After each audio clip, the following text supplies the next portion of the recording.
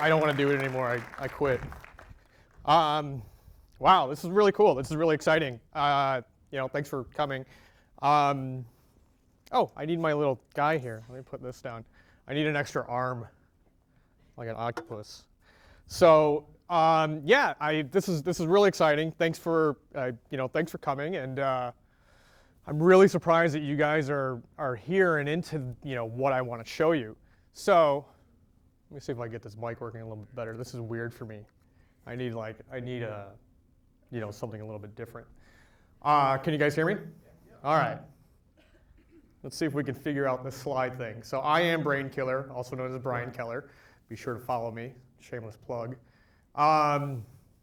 This is our first slide. There's really not much to talk about here.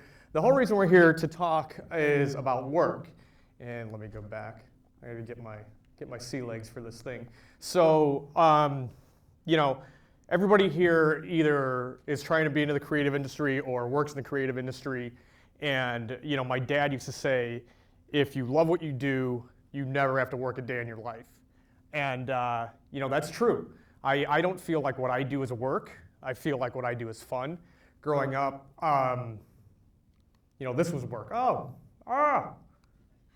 That was work. Work for me was hard work. Like, so what your parents did, it was construction workers, things like that. I never thought that being creative would be, a job. But when I was a kid, I'm from Chicago, and when I was a kid, I was born and raised here in the city, and growing up, I didn't have a creative background. My parents weren't creative. I didn't have family members that worked in the industry or anything like that. It was just kind of working class sort of background. But my mom did have a cool job, and that was for Midway Games. And Midway Games was here in Chicago, and I'm 41, so this was the 80s. And the school bus would drop me off, and for hours I would go to her work and just play video games. I was, and this was I was at the forefront of the arcade scene in the 80s, and I was playing everything. And the testing room floor had everything from, games from other countries or, games that they had made and things like that. And so this was the first taste that I saw that you can actually do something cool and, have a cool job. It was different. And I think this is where a lot of my influences came from. Switch hands here. Who here is actually familiar with my work? I almost don't want you guys to raise your hands. So anyway, that was, I think this was a big influence. And, I do a bunch of different things, filmmaker and I do artwork, and, this is kind of where it all sort of started. And even early on, I was into, I was an only child, so I was never into sports. I was never into team activities, anything like that. I was already as a kid more into Star Wars and toys and sea monkeys. And if you are familiar with my work, you start seeing themes that I do, and it just starts showing up.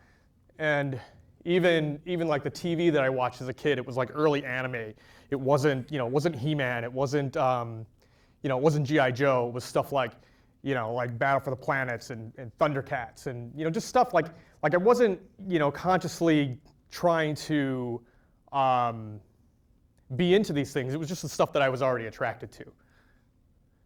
That became Godzilla and Gamera and, monster movies and horror movies and, Frankenstein, Creature from the Black Lagoon, things like that, really started to influence me. And I was just kind of gathering this big wealth of just creativity and knowledge, and it was just stuff that I was attracted to, and just kept going as far as I could in terms of just seeing as many cool things as possible. And from there, I got into skateboarding, and that whole culture, like the counterculture of it and the artwork of it, just really attracted me. And you start seeing like themes kind of this culture into my work. The slime and the illustrative nature of it all, and just like the whole scene of it, just the whole like kind of punk rock sort of fuck you kind of vibe that skateboarding had when I was a kid. And from there, like I started getting more into movies and film. And when I was a kid, let's do this again. I swear I need to be an octopus. So when I was a kid, I would draw a lot in school, and I didn't want to do my work, and so I would get in trouble a lot. And I would get grounded. And one of the things that I was allowed to do when I was grounded was go to the video store. And so that became like my early film education, because I would sit there for hours and hours. My parents would call and they're like, yeah, he's still here. And it was a small sort of video store. And I would just sit there and I'd read the boxes, and I'd get like way into this kind of thing. And again, like my tastes were never mainstream. It was stuff like Ralph Bashki and Repo Man. This is Alex Cox, who's a great punk rock director. Sid and Nancy, great film. Terry Gilliam, things like that. And being from the city, I naturally, being an artist and growing up in Chicago, was naturally attracted to graffiti art and hip hop culture. And like the older kids in the neighborhood, they were in a graffiti crew, and I wanted to be like that. So that was a big influence. And so over the years, I've been just getting all these influences and just like getting this big wealth of knowledge and just cool shit. And so as I got older, we had, my film education sort of continued, and we had this box of VHS tapes, and they were all like these bootleg, early tapes, and this was still like, I don't know, late 80s, early 90s. And so these are kind of the things that I started getting into. Stuff like Escape from New York, and just like the exploitation films. And it wasn't that my parents were into that sort of thing, but it was just this box of bootleg tapes that I would just watch over and over and over again. So I kind of just did my own sort of education. Other influences, Von Baudet, big influence in the graffiti scene. Heavy Metal magazine, and Heavy Metal was great because the art's fantastic, and I actually had the opportunity to meet Kevin Eastman and go to his house when I was working in LA, and that was really cool. And my son, he always trips out when I'm like, yeah, I know the creator of the Teenage Mutant Ninja Turtles, and he runs this magazine. And then later on, like we get to the 90s, and everything keeps going on and on. I got more into like the LA scene of lowbrow art. Guys like Coop and Robert Williams. These were more bigger influences on me and on my work than probably anything else. Big Daddy Roth. And again, like the stuff that was happening in the early 90s in LA was really cool. It was a lot different than what was happening in Chicago, and it was a lot different than what other things that were going on in the art world. And so to this day, like this is where I grab a lot of my influences from. It was right around this time that I knew I wanted to be an artist. And I went to film school, I went to art school for a couple of years. I wanted to make comics. And then I had these ideas, and I wanted those ideas to be, cartoons. So I took an animation class. And to get into the animation program, you had to take a film class. And once I got my hands on a camera, that was it. Like I was hooked. And I stopped drawing altogether. And I just did film. And I studied cinematography, I studied editing, I studied things that were tangible, because like having a blue collar kind of background, I wanted something that I could actually get a job with. So I studied those things at Columbia. And so when I finished, I went out to LA, because Chicago wasn't really doing it for me right now. Like, I had PA'd around town, and I did some stuff at SNA, and it just wasn't really fulfilling. Like I'm very creative by nature, and even kind of like this kind of blue collar work ethic, I didn't want that to define me. So I went out to LA, and I had friends like shopping scripts around town and whatnot, and that's when I landed at G4. And G4 was perfect. Like my camera experience got me my first job there doing like virtual puppetry for a show. And later on, it I worked on like 5 or 6 different shows there as a producer, and I moved up really quickly. And just because I'm kind of, I'm hungry and I'm ambitious, and I don't take any shit. So, I got hand selected to be on a team to start Attack of the Show. And does anybody know Attack of the Show?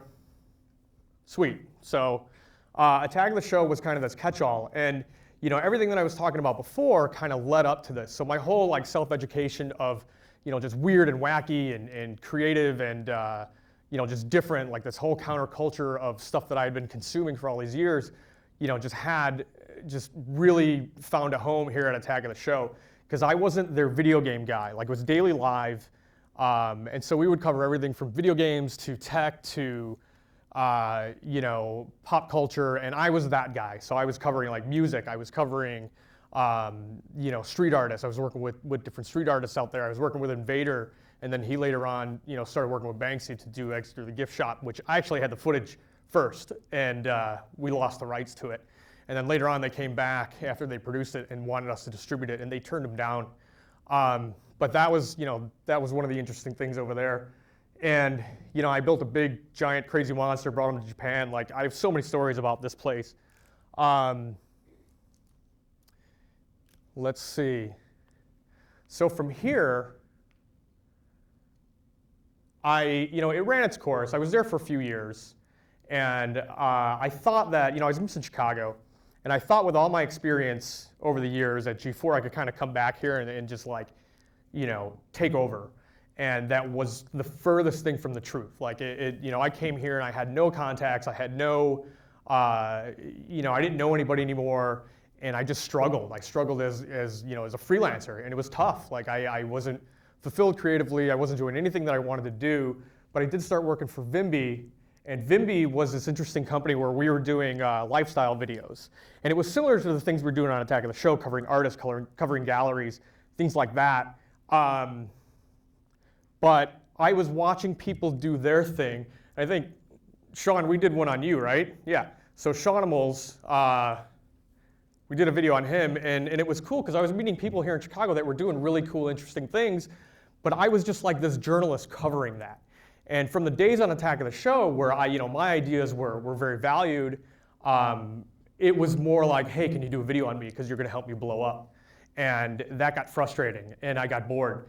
My career was like, what am I doing, And so I had a couple false starts with different production companies that I had tried, and nothing really worked out. So eventually, I was like, fuck it. I'm going to do what I want to do. It's not going to be a company. It's not going to be a brand. It's not going to be any of that stuff. It's just going to be my pet projects. And because of the work that I was doing with Vimby, I was able to, I had all these connections with different musicians and artists and whatnot. So I kind of started reaching back out to these people, and they allowed me to start working with them. And we started producing music videos and little micro shorts, I would call them, little short films, and it started getting lots of attention. So that's when I started Brainkiller. And it originally was just kind of this film sort of side project for my pet projects.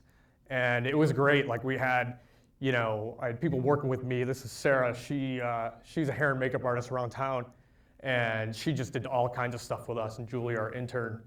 And it was, it was kind of going full steam. We were doing music videos and stuff for Lollapalooza on the Jumbotron, and like, it just started like taking off. And so everything that I'd been into is now starting to come to fruition, as Brainkiller, the filmmaker. This is Stacy Newsbox. She's actually a producer around town. She does a lot of cool stuff. We were doing music videos. We were doing all these shorts, and it was a lot of fun. And we started promoting, doing street art and whatnot. I'll get to that in a second. But Julia, she starred in a bunch of the projects we were doing and whatnot. And it was just a really good time. And so, leading all up to this, I'm going to show you my reel of everything that kind of culminated as Brainkiller, the filmmaker, and then we'll get to the street art. Do I sound nervous? I'm more nervous about like getting through everything on time. All right, so this is when we're gonna.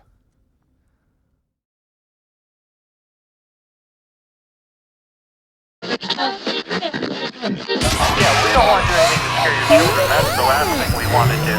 We don't want to scare anybody.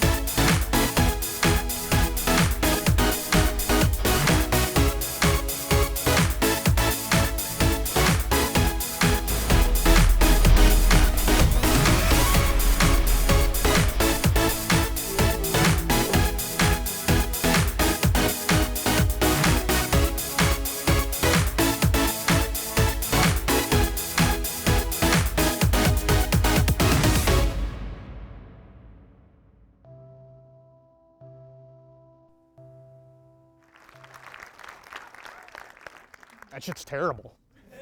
My mic doesn't work again. Give me a second. So I have a loud voice. You know, everything that I showed you leading up, all the slides and whatnot, that was kind of, you know, all of that hodgepodge of craziness became Brain Killer. And let's see. So, am I working again? Yeah. Hello. It's actually better without the mic. So yeah, I mean, it kind of had this buzz. You know, everybody was really liking it, and I didn't expect that. Like I said, it was just this project that I wanted to do, you know, this pet project and work with different people and producers. And before I knew it, like a lot of people wanted to work with me. You know, I think what helped me was, you know, all the experience that I had out in LA and just, you know, just kind of my hard work ethic, that people really started taking it seriously. And I know that it's not the same kind of thing that you see out of agencies, and it's not that, you know, it's me. Like it's 100%, you know, what comes out of my brain. So I wanted it to grow, you know, and it was kind of doing it organically. Like there was never any investments, there was never any backers or anything like that. It was literally like bootstrapped, you know, out of my own steam. And a funny story is, at the time I was directing and shooting for Walmart, and they did this huge campaign. And you know, I think I had a Walmart spot on air while Brain Killer was going.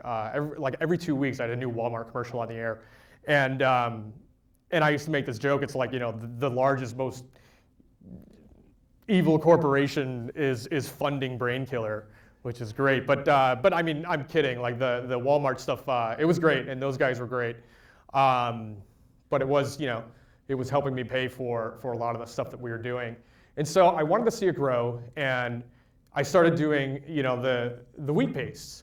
And Joey Potts is another artist in town. He actually did the original logo because it was never meant to be like a street art thing. It was always, you know, just supposed to kind of be this film thing. And I told Joey, I was like, hey, I'm gonna start posting up your logo around town that you made for us. And he was like, cool, you know, let's do it. So I started posting it up everywhere. I posted South by Southwest, you know, anywhere I could. And the street art community kind of started getting involved, and they were like, who's this guy that's doing this Brain Killer stuff? And so because I was an artist, and because I didn't do the original logo, I started doing, you know, different things. And I was like, well, let me try and, you know, get people to recognize, you know, Brain Killer, you know, the art that I want to put out on the street. So this is one of the first ones, and that's in front of Soho House. And when we did that, it was me and a buddy, Risk, Eric DeBat, another great artist in town. He was doing some other stuff. I was doing a video with Goons, another street artist, and there was nothing on this wall. It was totally blank, and this was a few years ago. And we put up, while I was filming Goons, he put up one, and then I came back like the next week and I put this up. And somebody finally just went over it, but if you go over there now in front of Soho House, it's completely, like, totally head to toe street art. And it's cool that I've been around long enough doing this that, you know, we started that. And people don't even realize it. I don't even think people realize that that was my piece, because they were a lot different. And so I started doing more things, and I started using like the brand colors, which were pink and black, because the logo was pink and black. So that was one way I wanted to connect the, you know, connect the things together.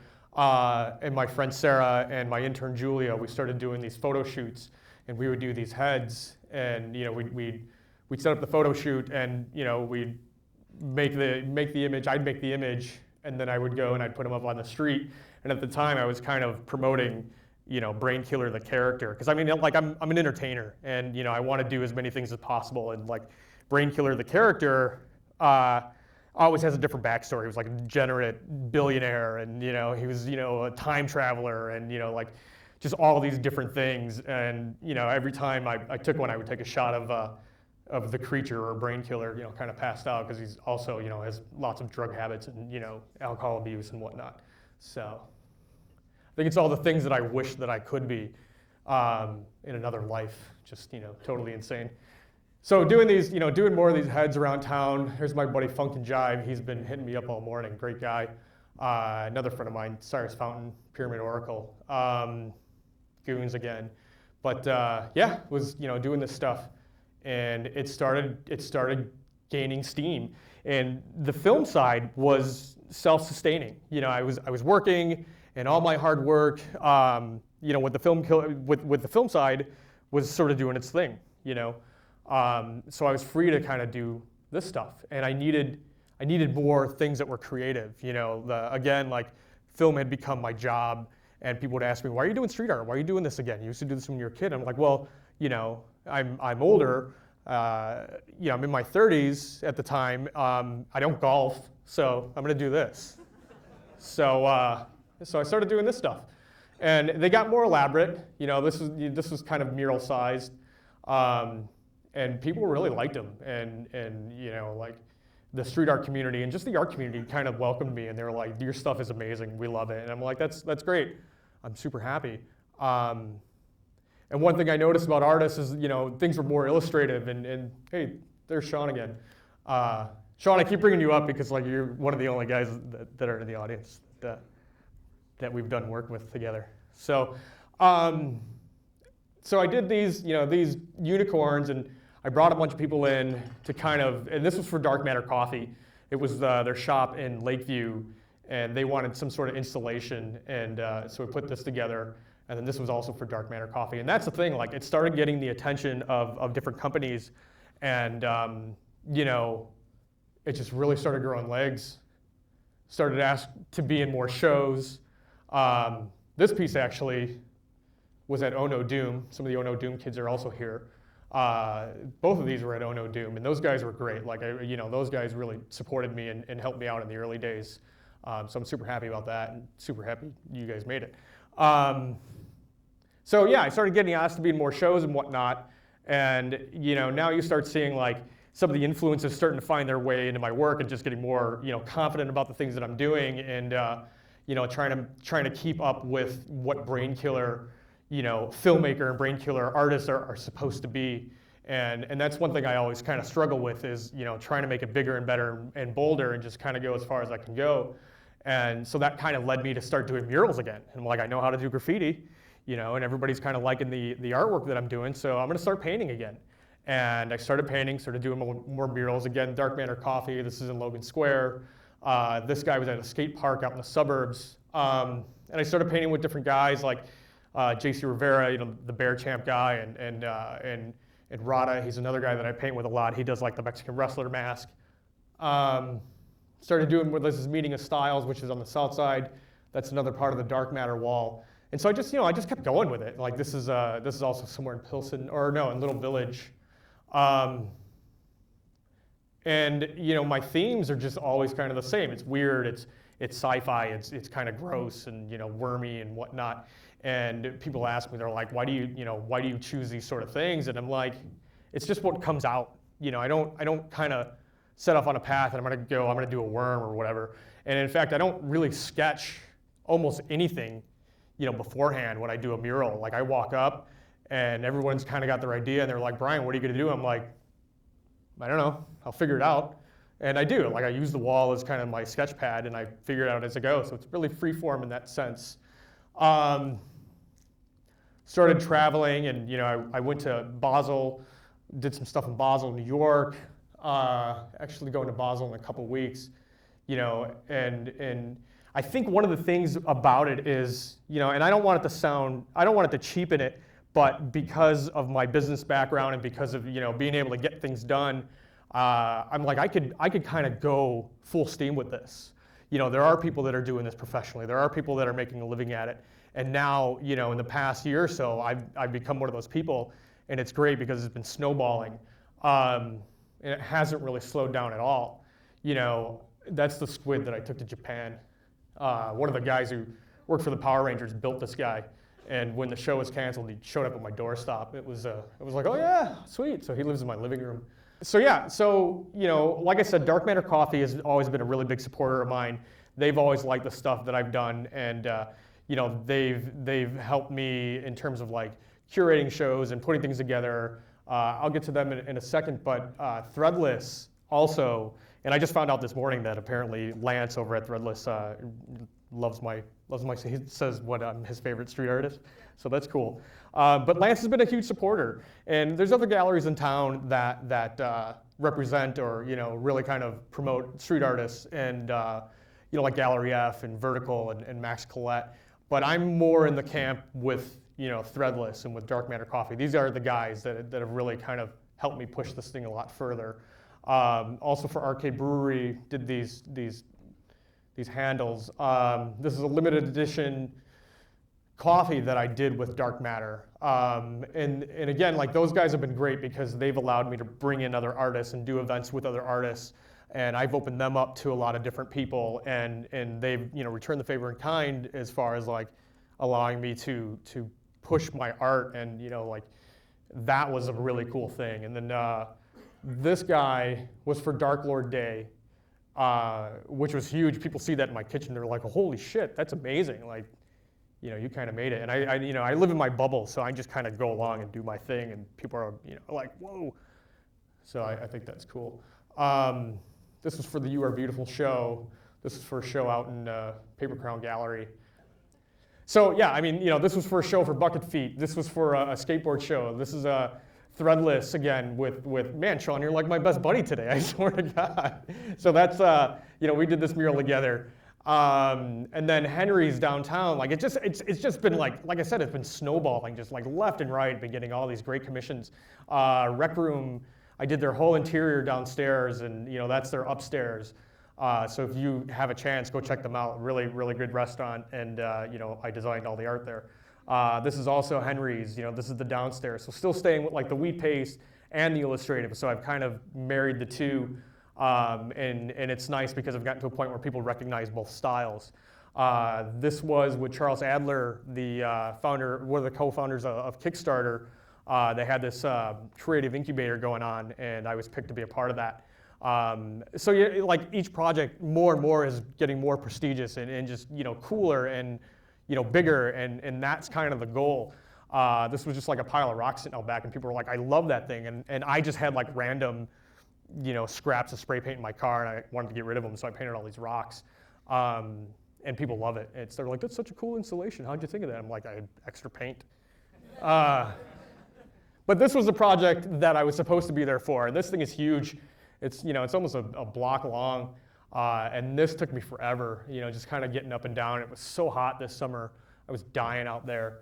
But that's the goal. Just like make them bigger, make them brighter. Just make make people take notice.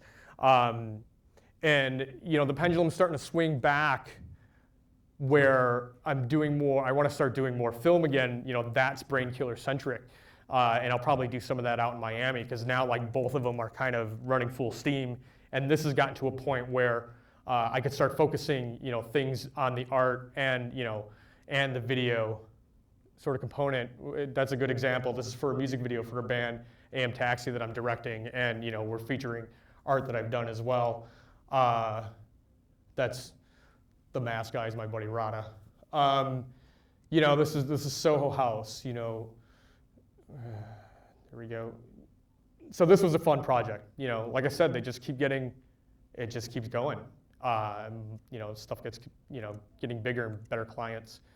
So this guy, everybody really likes, and he just went away last week. I'm kind of bummed about it. It's all, that's pretty much it. It's been a fun ride, and I want to keep going. I was asked to do a shoe for Bucket Feet. This is a t-shirt design. I have like 9 shirts coming out with an artist shop for Threadless, and that's kind of a sneak peek of one of them. Going to Basel, like it's just, the great thing is it's not slowing down. And right now I'm doing this giant water tower, and I was hoping it'd be done, but the thing is so scary and the weather's been so nuts that I don't want to die. And it's huge. I can't even get to the top of it. So that's kind of the project. So if you're in West Loop, go check that out. It's on top of the Brass Monkey. It should be done. Hopefully I get it done today. We'll see. It's kind of cold. But that's it. So thank you.